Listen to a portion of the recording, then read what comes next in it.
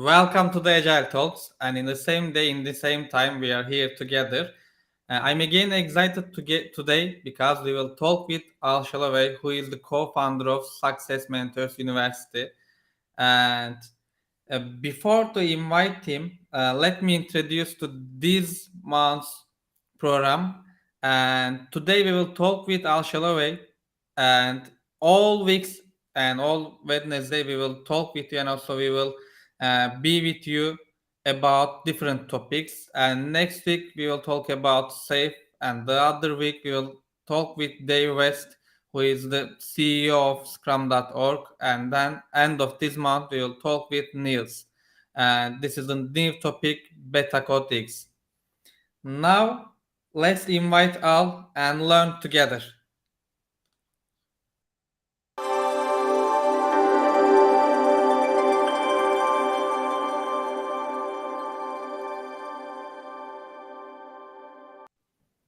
Welcome, Al, Thanks for having me. and thank you to accept my invitation. And we have 1 hour and to talk about lots of topic. Right. So if you're ready, let's start. All set. Okay. The first question, as you know, this is the easiest question. Who is Al Shalloway? Well, I guess it depends who you talk to. I've got some fans and I've got some retractors, but basically, to give you a little background, I've been doing software development since around 1970 when I started university. Um, Formed a company in 99 called Net Objectives, where I did a lot of design pattern training, written a book on design patterns from the background. Since then, from 99 to 2019, I'd worked a lot at process level, Scrum, XP, co-founded Lean Kanban University, which is now Kanban University. I was the lean guy. They changed the name when I left.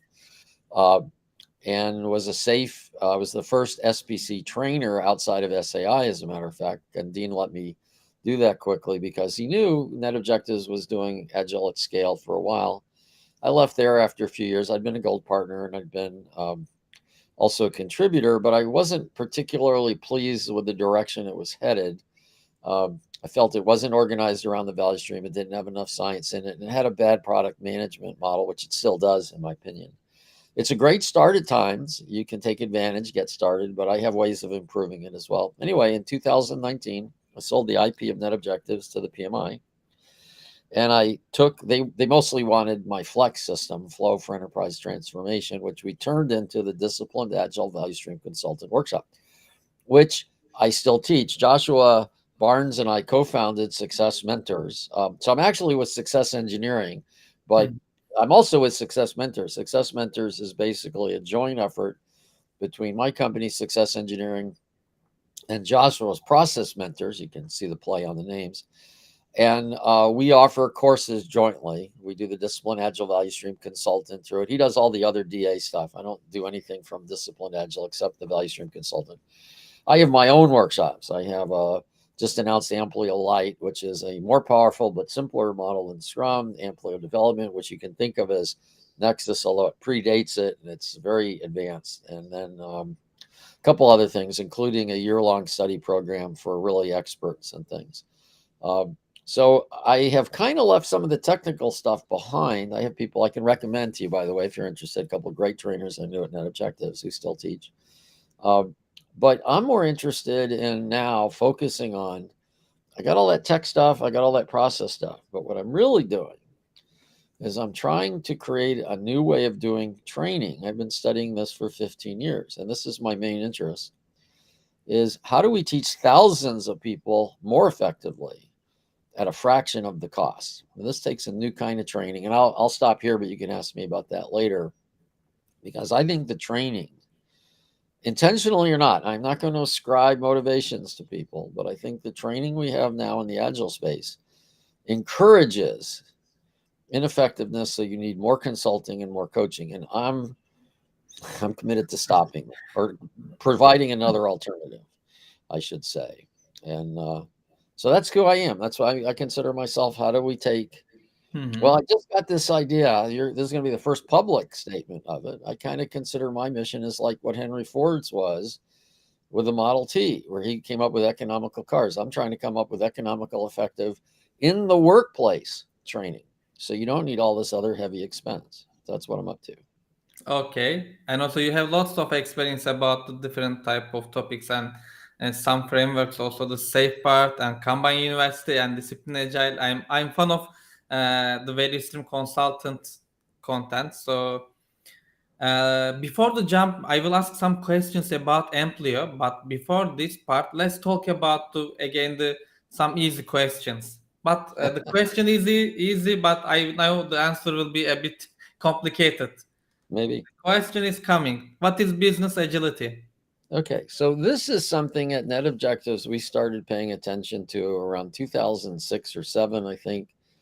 Guy Beaver and I, along with Jim Trott, co-wrote a book called Lean Agile Software Development Achieving Business Agility. And the idea was not to focus so much on the team, but how can an organization have agility? And I say have agility because I'm not saying the Agile Manifesto applies for them, because the Agile Manifesto doesn't talk about organizations. It's very focused on teams. But what do I mean by business agility? Well, you have to discover who your stakeholders are in the company and outside. What are their values? How do you enable that to be created quickly and efficiently? And more important, or maybe not more important, but just as important, respond to outside events. We know we're in a complex world. Some things, however, are not that complex, and some things are. We can't predict black swan events, but we better be able to respond to them. In fact, you see companies that can respond, like to COVID. Some companies thrived in the pandemic. Not that they were hoping for it, but they were able to respond. This is actually an interesting concept. The book I just read recently called Anti-Fragile. It's brilliant. It's not about being robust. It's not about being withstand change. It's about getting stronger with change. So to me, business agility is this ability for organizations to thrive and get better when things around them are changing, because they can respond to the change. And this requires a different perspective. You're not talking about individuals and teams coming together.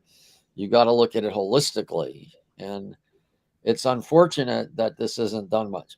I'll give a plug for somebody I saw was on one of your earlier shows. I love Evan Leaborn, head of the Business Agility Institute. That is an amazing person, and his organization's an amazing resource. And if people are interested in learning more, that's the place to go. I was glad I was able to help him a little bit at the start, but man, that guy just knows what he's doing, and he deserves all the credit he can get. And I'm very consistent with his views. And the other question is about again the business agility. You talked about the complex systems, and I want to ask you. Okay, we want to jump into that business agility journey, maybe, or we want to improve our business agility skills. So, how can we measure the level of business agility in our company? Or Yeah, that's a great question. There are a couple of steps, though, you have to do before you can measure it. Everybody wants to measure things, but there's so many things that are easier to do before measurement. And I'm not against measurement at all. I think that's a good thing. The first thing you need to do is quantify things. And by quantify, I don't mean a measurement. I mean merely identify the scale or the dimension you're on and what that is. So what does it mean to have measuring business agility? Well, that would be that we have to put a number on, or something like that, a way to a way to say how do we measure implies there's a dimension on which you can measure. So if you're going to measure value, you've got to ask yourself, well, who is the value for? You know what I'm saying? And this is something we often don't even talk about in the Agile space. Who are our stakeholders? What are their values? What do they need? What would success be for them? So the first step in measurement is to quantify these factors, these dimensions. And you may not get a number per se, but you can tell if you're going in the right direction or not. Do I have my stakeholders? These are typically, I'm talking about people inside the company, the executives. What would make the company be a success? You know, and then you could look at that directly. But, before you even get metrics of that, there's something I firmly believe in. It's not me by myself. I mean, when I'm outside of the box of a lot of people, and I definitely am, what I like to do is go to people I consider to be really brilliant, better than me. People like Tom Gilb, like Don Reinertson. I check my reality with them. Sometimes I'm right. Sometimes they disagree with me. The point is to learn, not to argue with them. In fact, my batting record with Don Reinertson, just because I've known him for years, is he scores 100 and I'm at 0 when we disagree.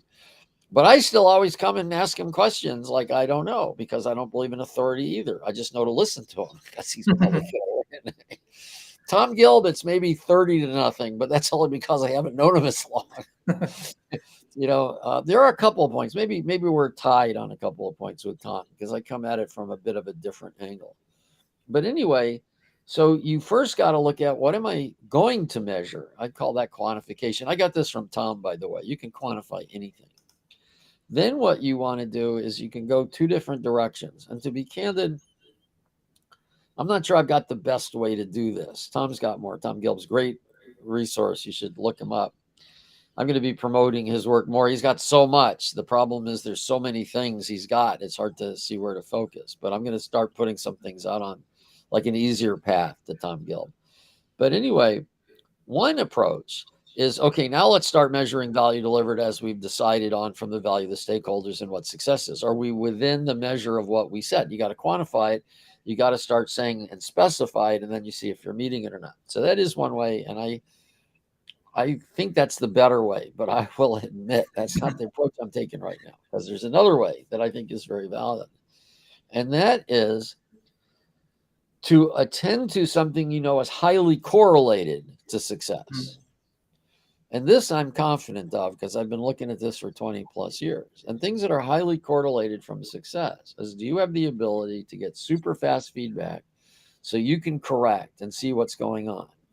And do you have the ability to squeeze out any delays in your workflow? Because delays in workflow, when workflow stops and then picks up, and that happens typically because people are overloaded. And everybody thinks, multitasking is the problem. No. Multitasking only costs you around 20%. That's bad. But it's not as bad as work stopping and then kind of it grows on you because you've got to rework it, errors that happen, propagate, scheduling issues. And the big cause of that are delays in workflow. The big cause of that is too much work in process. So I right now, for some extent, am looking at how do you make things more efficient, because that gives you the ability to have higher quality and more value. And then we measure from there. If you want measurements, Mick Kirsten, project to product. By the way, there still are projects. I mean, I love Mick and his work, and he's talking about a particular kind of thing where we need to do, if we've got products, we need to think of them as products. Doesn't mean there aren't projects, but his projects to products book, and TaskTop, which is a company started, which I think got bought by Plainview or something like that.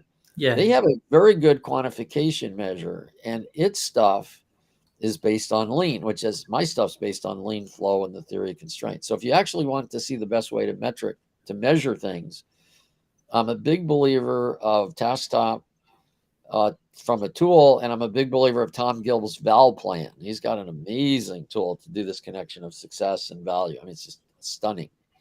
So those are two places I'd go, but I'm really just trying to make people higher feedback, more focused on what value is, and more efficient and effective.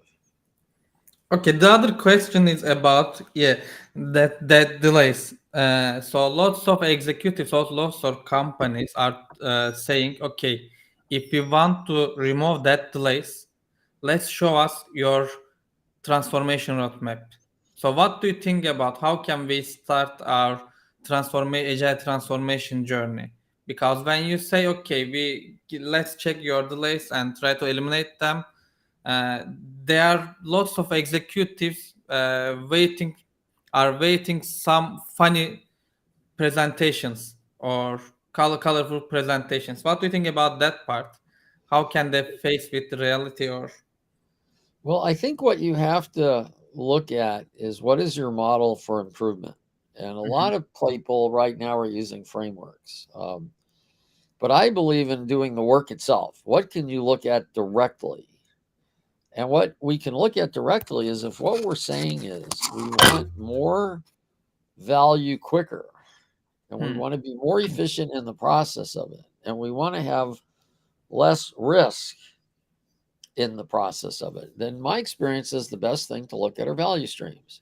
Mhm. Value streams are basically from when we get an idea to the idea when we start, then the work we do until it ends. Now, they're not really streams. The metaphor comes from manufacturing where you had linearity, but like I like to say, lean is no more limited to manufacturing than physics is limited to apples falling on people's heads. That might have been where the idea came from. It's not limited to that. So they're really value metrics. I mean, value networks. Excuse me. Mhm. Again, like McKirsten talks about in his book. But there is a high correlation here in this metaphor of that lean provides the value stream. The best book on lean, I still think, is Lean Thinking years ago. It starts out with you're looking at value, you're looking at the value stream, you want to get flow. Um, you want perfection. I forget what the fourth one. I forget what the fourth one is now. Oh, pull systems, because that's how you can manage it, and then perfection, continuously improve. You don't really get to perfection. But as Lombardi said, the late great coach of the Green Bay Packers, we shoot for perfection, we get better. We don't achieve perfection. But anyway, value stream management makes a lot of sense for a lot of reasons. First of all, it's something we could get our hands on directly. We start this, we look at when we get it out. The interesting thing is if you can squeeze it to take less time, not by going faster at the steps, but by squeezing out the delays between the steps, not by adding more resource or capacity, but by having people not lose time of waste. The value stream gives us a way to focus on something directly in our work that will have a direct impact. Now, you want to tailor it not just to lean. That's why I say I Mhm. use flow, lean, and theory of constraints. Lean's great. Theory of constraints tells us, hey, we better pay attention to the constraint in the system. We don't have to look at everything. We have to look at the real problems. Flow is a metaphor. We want value to go through. So the way we measure and what we focus on, I think, is the value streams. Now, there are different kinds of value streams, but this is important because it has us directly work on things instead of I don't know, I call it a fad. I don't know if I should call it a fad, but the agile popular of having systems or frameworks rather that you focus on, like you focus on safe or you focus on scrum, and hopefully that'll solve your problems. But if you look at LinkedIn, there's all these conversations. How do I do safe? Or how do I Mhm. do scrum? Instead of how do I solve my problem? Which is what you should be asking. So I like that about value streams. And I think that's a direct way of measuring. If you can make the value stream measure better, rather, your value will go up, your costs will go down, your risks will go down. And what is the differences value stream management and value stream mapping and value stream consulting? Are they the same thing or different topics? They're not quite the same thing. You got to get clear about what value streams are. And Mhm. unfortunately, this is where SAFE has continued, although they're improving, thank goodness. Their redefinition of terms. They have redefined so many terms in the agile space and weakened them. It's distressing. So the value stream itself is the work. You watch the work that takes place. Now there are people doing the work, but those are people doing the work. That's not the value stream. The value stream is the work itself, and there are people doing it. Now, there's a reason you focus on the work and not the people. And a lot of people misinterpret this, but it comes from lean. Lean is a systems thinking approach. And the belief is system causes most of the problems. This comes from Deming. Deming was a foundation of lean, not a founder of lean, but they used him a lot in his thinking a lot. Lean suggests you trust your people, but you need to give them a good environment. So lean focuses on the value stream in the system, not because they don't think people are important, but because they trust their people. You don't need to worry about them. You need to give them a good environment. So the value stream is this workflow. It's really more of a network and knowledge work than a stream. In manufacturing, it's like a stream, and knowledge work, it's more like a network. So value stream mapping is laying out and seeing what the value stream looks like and what it's there for. And there are different ways to define value streams. I use one way. It's not the right way. I look at it that there are developmental value streams. These are the value streams that create other value streams. What do they create? Well, they create like what are called customer value streams that the customer Mhm. uses. They create operations value streams. How do people set up the machines that the customer value streams are going to work on? And they create what I call business enabling value streams, like HR, legal, stuff like that. Now, why do I pick these four? I pick these four because it's simple. If you don't have 20, four simpler, and I can talk to executives. They relate to these four because it's simple. Now, there is a catch-all phrase: customer value streams, operations value streams, and enabling value streams are actually called operational value streams. In other words, these are the things that actually run things. Now, other people have more. I forget who it is. They have 14 different kinds of value streams. I'm not better than them. They're trying to explain something different than I'm trying to explain. They go more detailed. They break these things down more. Okay, so there's value stream, and then there's this value stream mapping. Now, there are four values to value stream mapping, and it's worth knowing this. What I started with for a long time was I just wanted to see what's going on so I can see what to improve. Karen Martin is totally brilliant. And if you're wanting to get into serious, heavy value stream mapping and get everything laid out, I'd recommend her. Never used her, but I've heard her talk. I was on a panel with her, and she talks about value stream mapping is really about the collaboration that happens when people map the value stream. I tend to agree. That's not my focus, but it's very good focus. So you got collaboration, you got seeing what's going on. The other thing you've got is it can be an explanation to people about what across getting business agility. Remember, it's the whole thing. You got to have value from idea to concept, from concept to consumption. When it's consumed, not just when you get cash for it, but when is the customer using it? So it becomes an aligning device.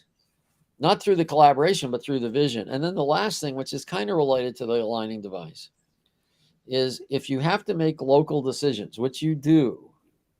So like when I say aligning device, I mean, how do people work together? But the other one is, see, local decisions, local optimizations often work against you.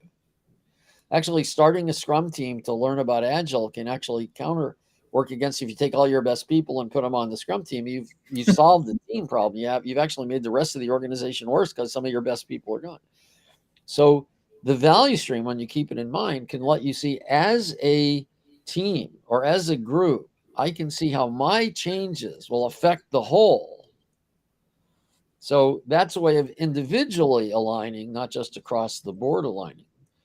The problem is this, and this has been something key in the discipline Agile Value Stream Consultant. And when I bring out my own Amplio at scale, Amplio is just my brand. It means improve in Latin. One of the things I came up with, 4 years ago now, is what I call the idealized value stream. Not ideal. There is no such thing. There's no do this. But people can see, I found out that I could not get the time to do really good value stream mapping. When it was a small company, like 100, 200, 300 people, I could do it then.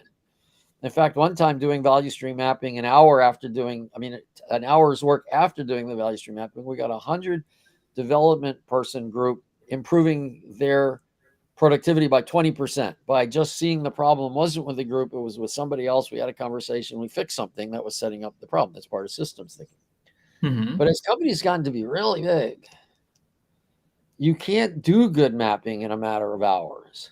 Like I said, Karen, somehow she gets 2 weeks to do it in a big company. I'm not that smart. I don't know how to do that. She does. So she can do it. I needed to come up with something that in a matter of hours, I can identify the main problems. I call this the idealized value stream. It's part of the Discipline Agile Value Stream Consultant.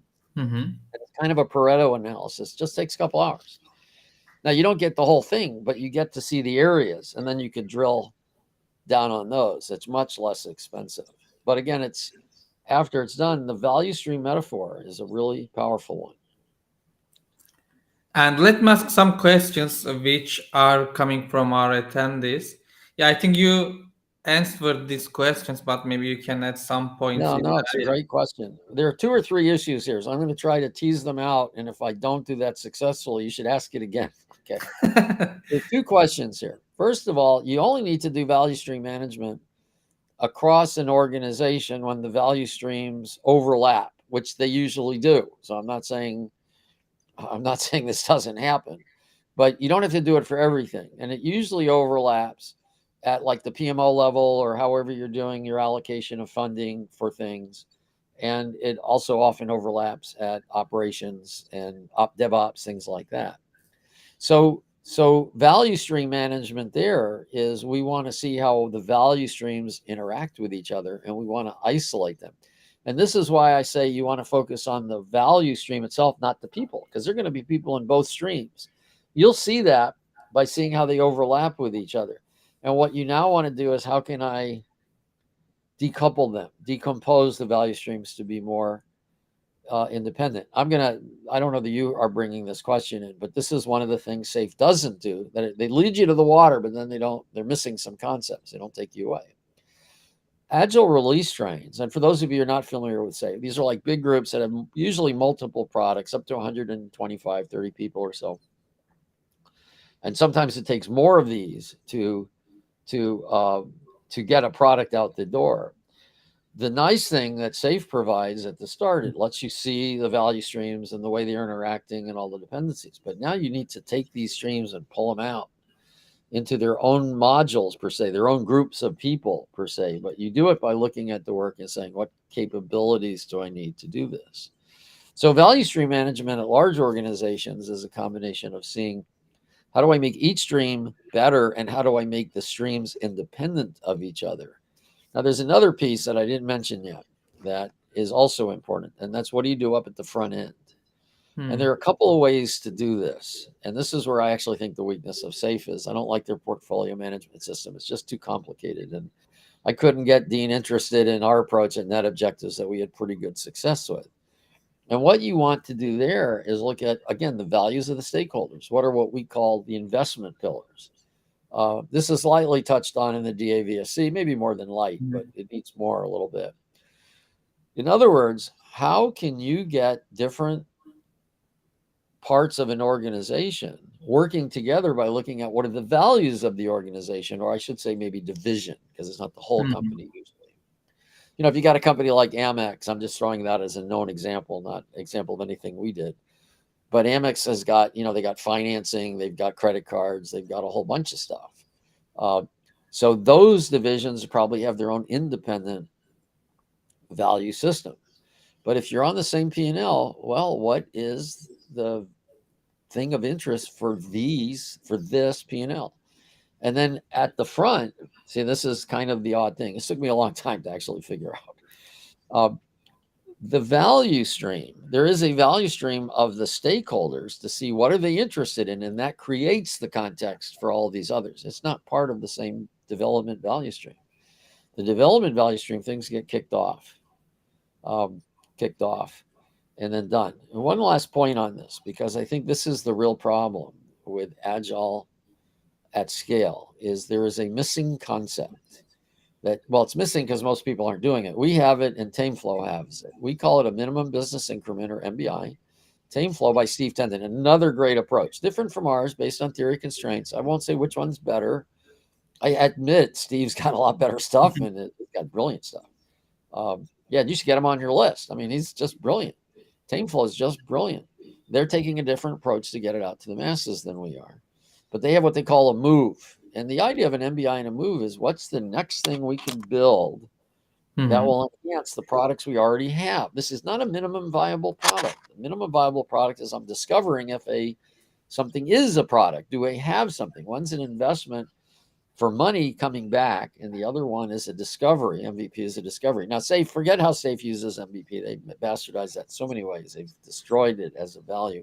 Talking about Eric Ries's thing. But anyway, if you don't have that, if you don't have the idea I can build small things, the problem you're bringing up is way more complicated. So SAFe at the high end, I don't mean to be razzing on SAFe, but it's this issue we have. It doesn't really matter if it's SAFe or not. In big companies, you have all these silos and this upfront kickoff. The problem is everybody's working on big stuff. Everybody's focused on getting their stuff started instead of when do they get their stuff finished. And that requires a good model of small pieces. So it's not just value stream. This is where, I'm going to keep riffing on this because it's such a good question. Because it illustrates all these other things that people aren't paying attention to. If you want value delivered quickly, well, what gets you quick value? Well, feedback, so you don't build the wrong thing, so you don't create waste.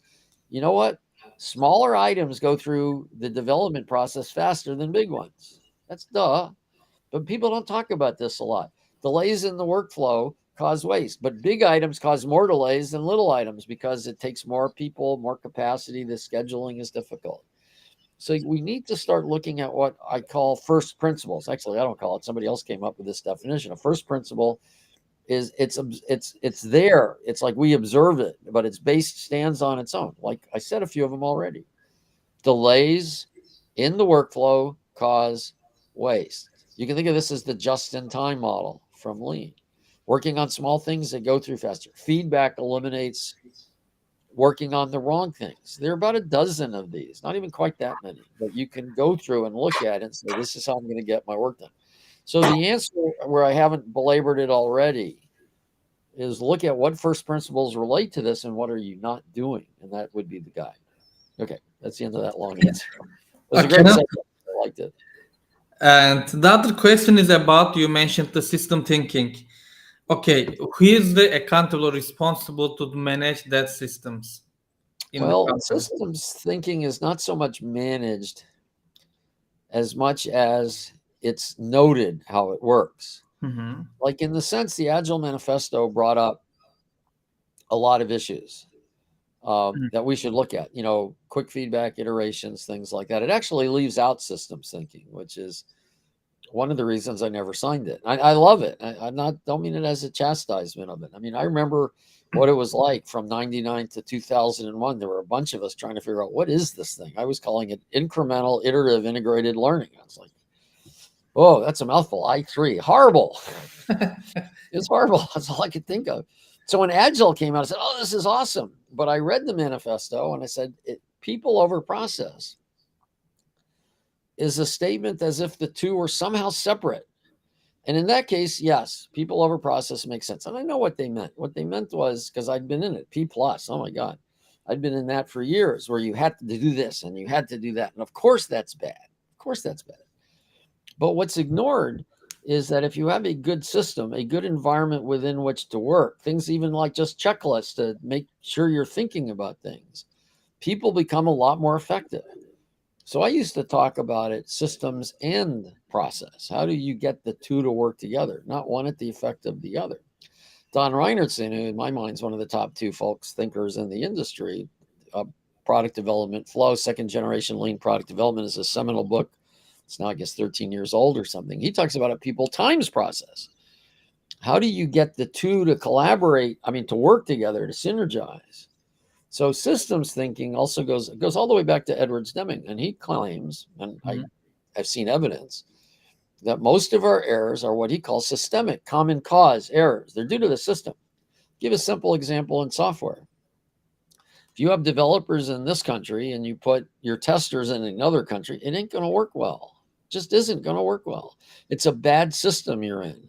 And a lot of things will be discovered later. If you put developers and testers in the same room and they interact more, that's a better system. Wait a moment, maybe you ought to have developers do testing, do test-driven development, acceptance test-driven development, maybe having one person doing both, or maybe pair or mob. See, that's a different system, and it causes different results. And people don't talk about this. People rather talk about their own rules, their own principles.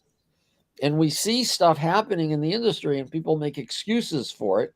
And they ignore the fact that the framework that's come up necessarily will cause those problems. Instead, they blame the users for it. Oh, well, they're not doing what we said. Oh, they're not following this rule. I'm saying, yeah, but why? Why aren't they? What's causing that? Well, the way the system is set up. Oh, we're in a complex adaptive system. We can't understand this stuff. Well, to me, that's incredibly arrogant. You haven't figured it out if you say that. Doesn't mean other people haven't figured it out. I've learned things to look at that pretty much explain what's going on. Now, they don't explain black swan events, no. They don't explain what a customer needs, although I have some ideas that make it better. They don't totally explain how people react to it, but how I'm building my work, yeah, they explain that. I've learned this from studying a dozen people.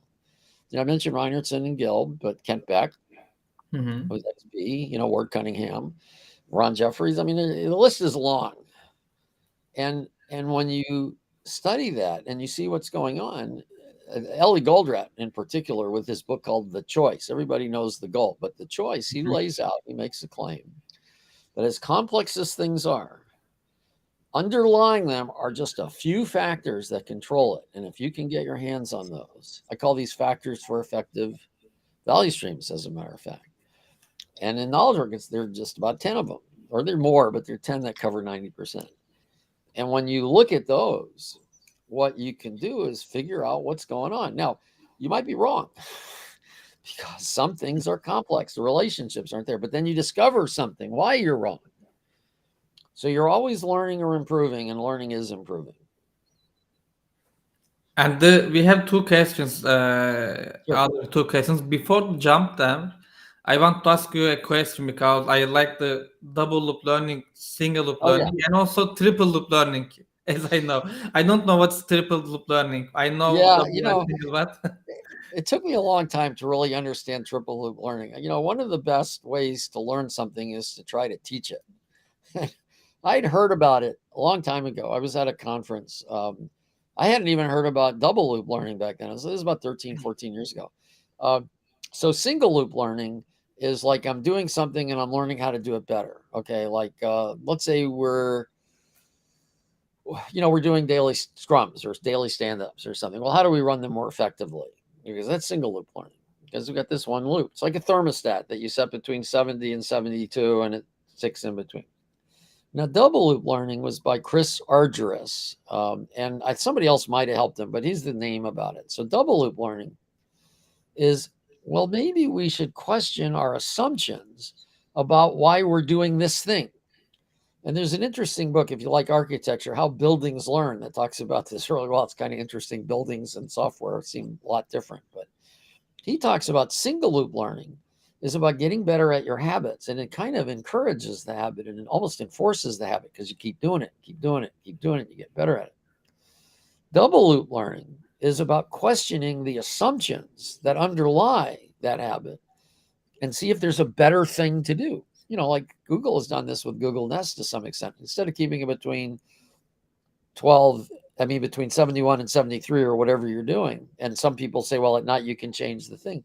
Maybe you want to keep it based on if people are in the house or not. If you got a Google phone or just anything that tells you where you are, you can discover that. Oh, that's cool. We don't do it by day. We do it by if people are home or not. That's double loop learning. We're now questioning our habits. We're creating new habits. This, by the way, I'm just going to do this as an aside. This is one of the things I hate about the immutability of Scrum. And there's no need for it. I know why it's there.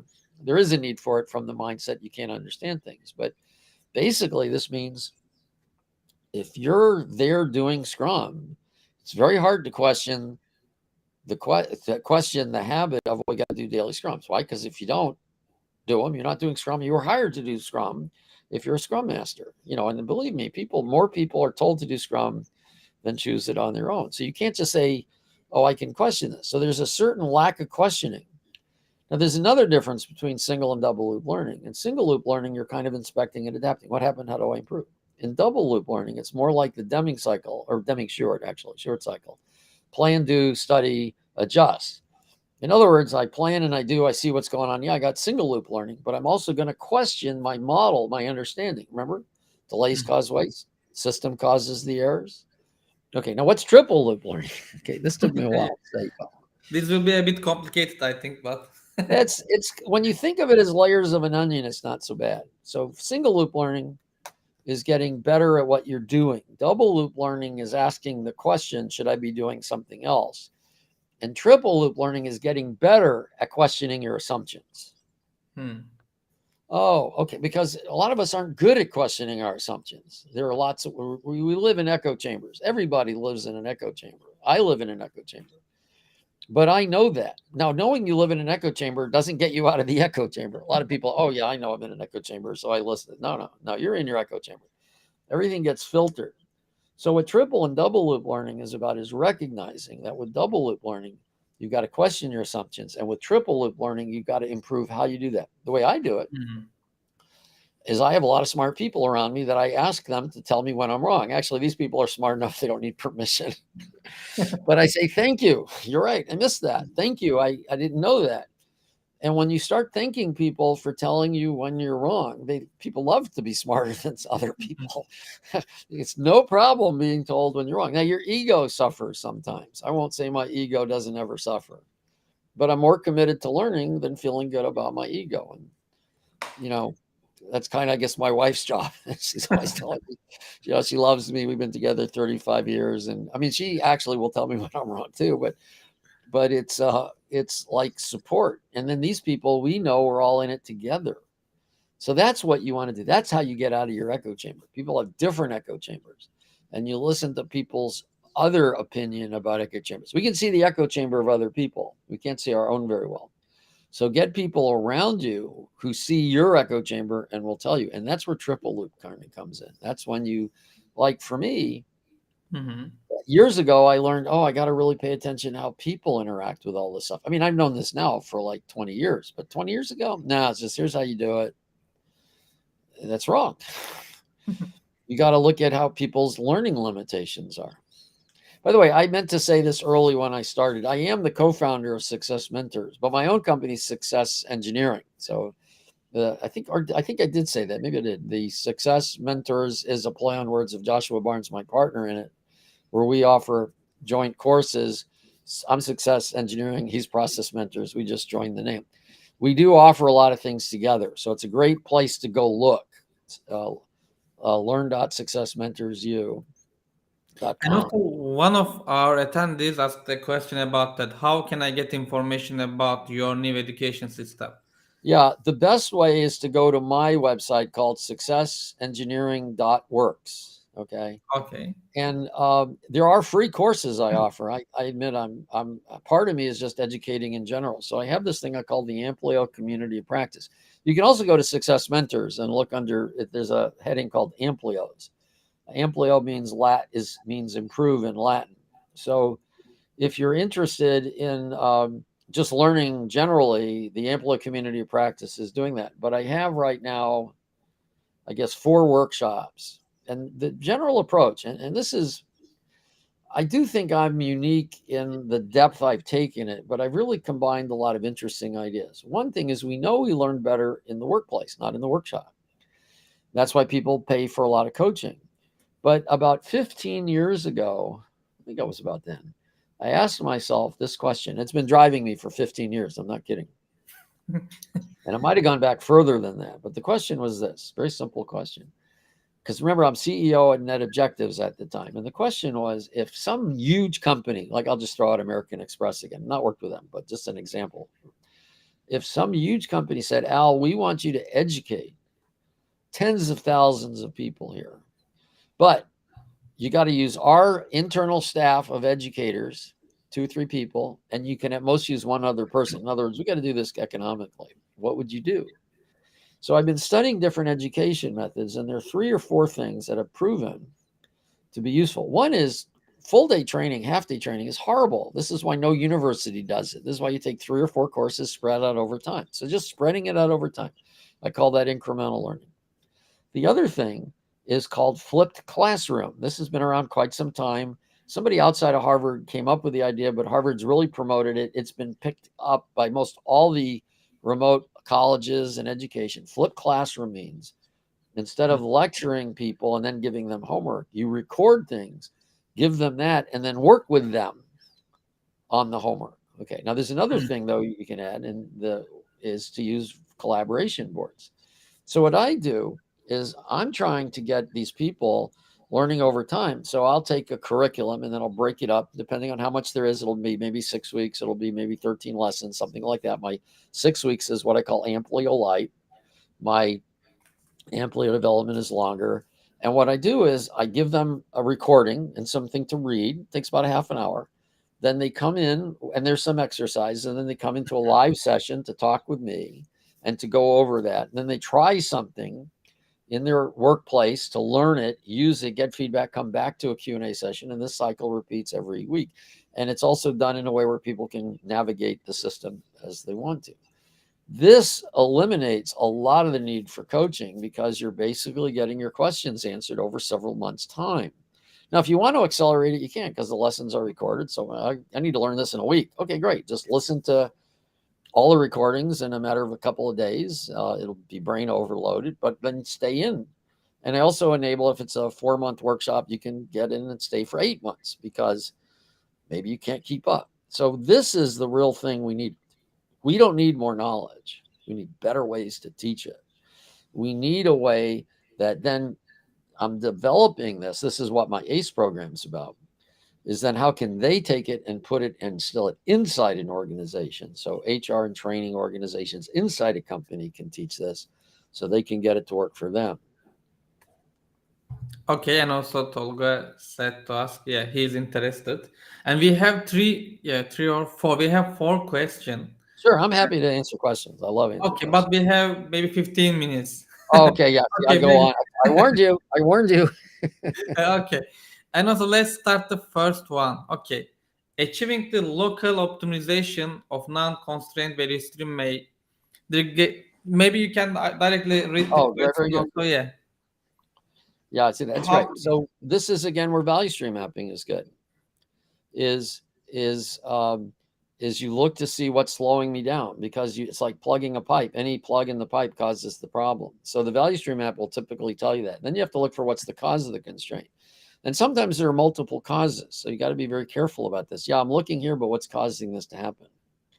And there are there is one constraint. I agree with that. But sometimes multiple things would cause it. And again, the value stream map helps you see the multiple causes of that makes you like I may be overloaded with work. Well, that might be because I'm starting too many things because I don't see how much work is taking place. This is again where Ellie Goldrat's idea of inherent simplicity, that there are few core causes, is important. This is why I have these factors for effective value streams. 9 out of 10, one of those factors or multiple factors will be causing this. So what do you look at is very important. The other question is about when teams achieve their goals. Okay, definition of success when everybody is very focused. Well, what does value mean if it's not about achieving the success of the organization? Now, this doesn't always work.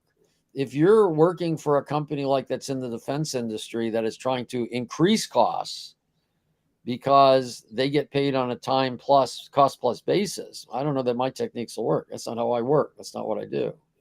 So success and value are kind of related but different. And I think you have to look at success first. What does success mean? What is the value we need to achieve the success? This is what I've been learning from Tom Gilb. He's written some short books, actually one he dedicated to me, I'm honored to say, which is about success. And he has one on value and he has one on simplicity. I'm going to be taking these three and putting them up on my website in the next few days, with his permission, of course. So we need a definition of success. Value doesn't achieve success if it's the wrong value. Simple example. I know Southwestern Airlines is in bad news on the, but think about their success is low cost effective. It's not about offering meals, but that's valuable. I'm still pissed off at Microsoft. This is a joke. I'm still pissed off that they don't let me buy furniture from them. That would be valuable to me. I mean, they must get furniture at a cut rate price. They buy so much. So it's always about success, not about value to achieve success. The other question is about the learning sprint. As I know, in SAFE, not learning innovation sprint, but the concept of learning sprint is very popular. Well, see, this is where I think I don't like frameworks, and I don't like this idea that I have to learn the framework. I think you should be able to immediately start improving what you're doing. I wrote a post just recently. Look up my on LinkedIn. Just search Al Shalloway, and you'll find me. And I wrote this thing called 7 Guiding Principles of Amplio Light. And the thing is, what we want to do is not learn a framework. What we want to do is learn what we can use to directly work on our work. So I'll just read them out to you. It's really pretty clear. You want visibility. All work needs to be visible. You want to get feedback quickly. You want to manage your work in process while keeping your workload below capacity. You want to work on small items. You need to have explicit agreements so people know how to work together. You need efficient team structure so you have all the functionality you need, and you need to continuously improve.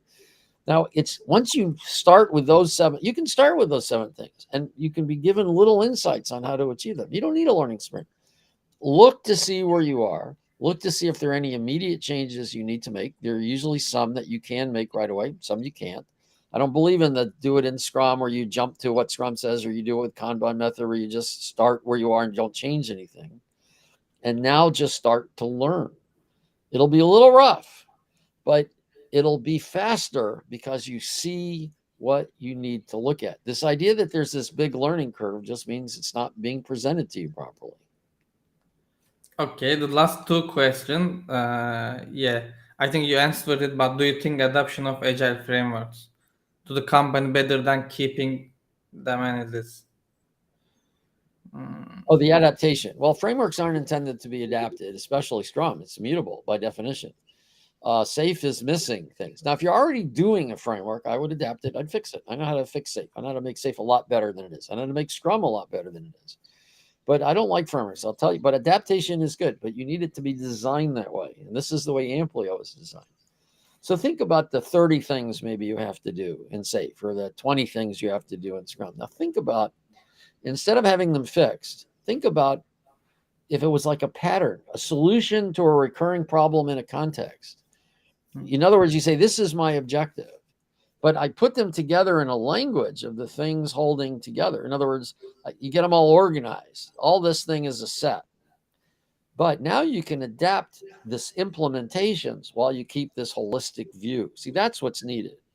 Now, if you want to, I've written something I call the Amplio Scrum Guide, which basically gives the principles and that says, look at Scrum as an example of how to do things. Now, you're going to violate Scrum if you put plug and play things.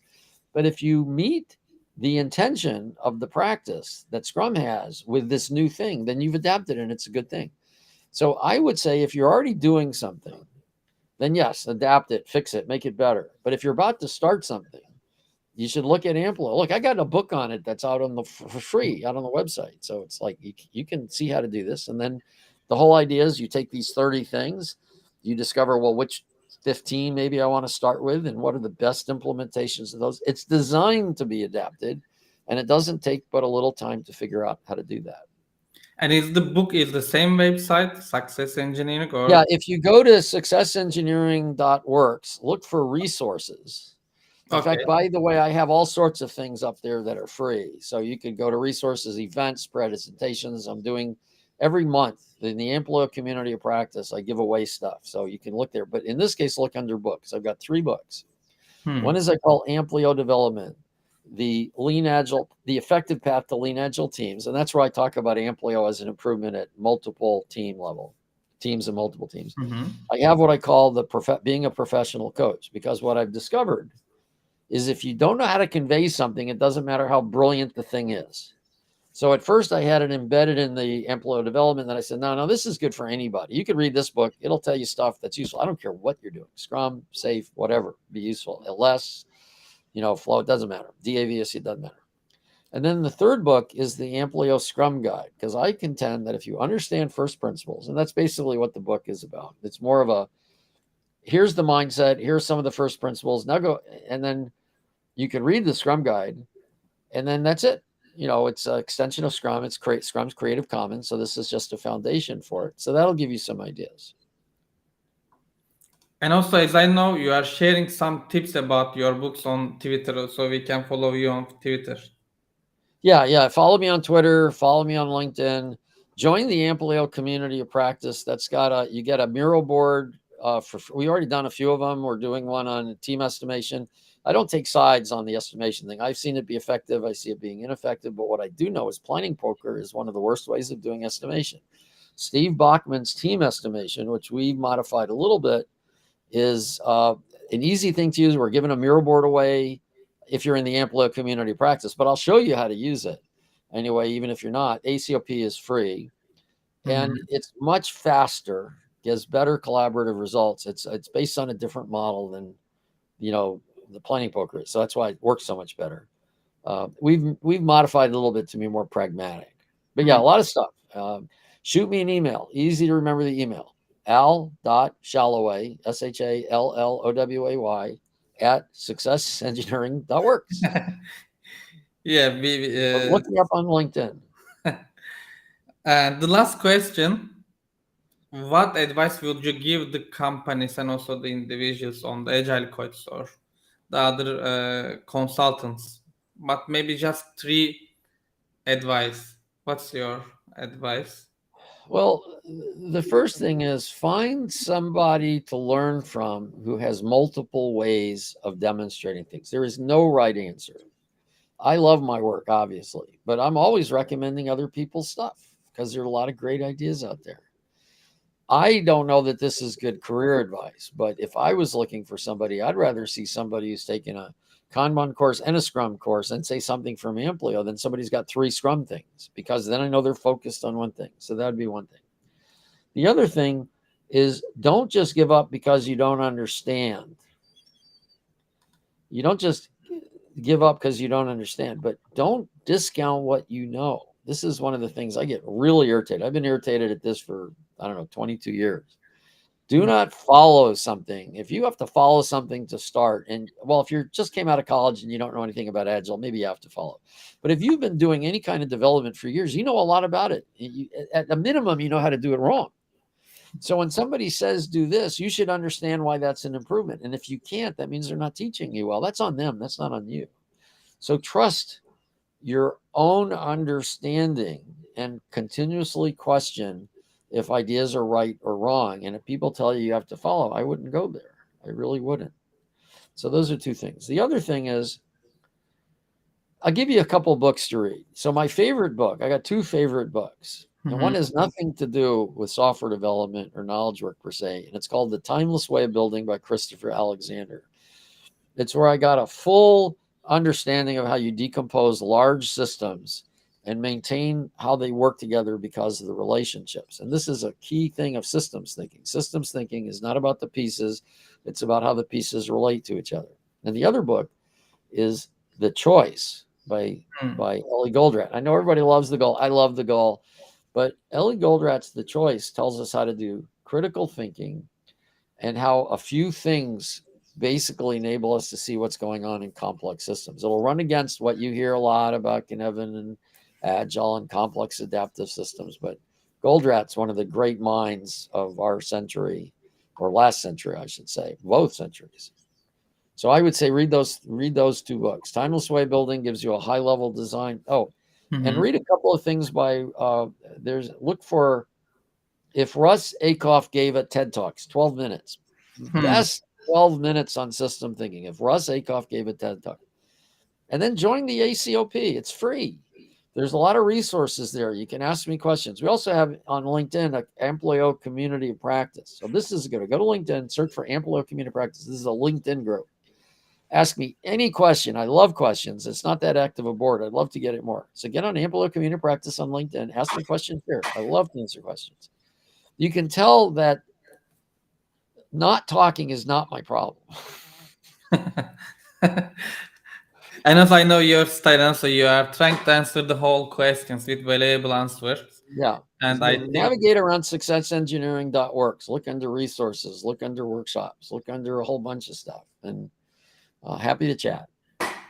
Oh, and as far as companies go, I would say if you're a company and you're looking to do order of magnitude better training at an order of magnitude lower cost, talk to me. This is the programs I'm setting up internally. There's no reason you cannot deliver it yourself. okay. And many thanks, Salah. I think that was a great session for me. And many thanks to accept my invitation and also to share your experience, to share your that Amplio team community of practice. I'm one of member in that team, and also it is very variable, and I'm learning lots of things in that team, and the Miro boards is very useful, and you are sharing them free of charge. I don't know why, but you are sharing free of charge because it's very valuable, and thanks for that to share and to inspire lots of people. Yeah. Well, you're welcome. Yeah, the really good ones you get in my workshops, but I'm giving away some free ones because they're just Miro boards of other things. People like a lean startup, how to do a lean coffee and some other things. But I want people to be better educated than they are now. What we know and what we're doing is this huge gap, and I'm trying to close it a little bit, a lot. But Yeah, many thanks again, and Thanks for being see here. see you all, and also thanks for our participants to ask lots of questions, to add lots of value, and thanks again all, and see you in next week. Bye bye. Great. Thank you. Bye.